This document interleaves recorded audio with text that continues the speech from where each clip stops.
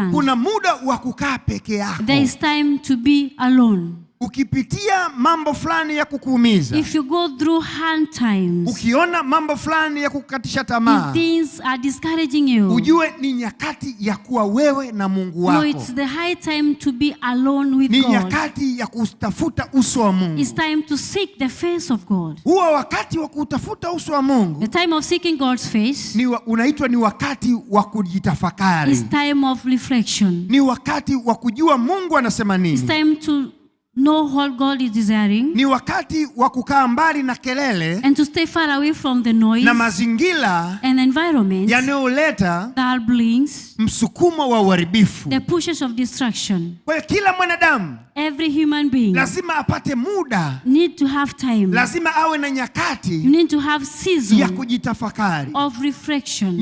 nyakati A season ya kukaa peke yake, of saying alone, kuangalia focusing haya yanayoendelea, on what is ongoing. chanzo chake ni nini. What is the source? Haya yaliyotokea The happenings. yametokea katika mlango gani? Where do they come from? Unapokuwa na nyakati hizo, When you have such seasons, ndizo nyakati ambazo those are the seasons which unajitathmini. you evaluate Ndizo yourself. nyakati ambazo Those are the seasons which, ukiwa katika kujitathmini, as you evaluate Roho yourself, Mtakatifu the Holy Spirit anakurejesha will restore you katika shabaha yako. to your goal. Hii ni Fata TV.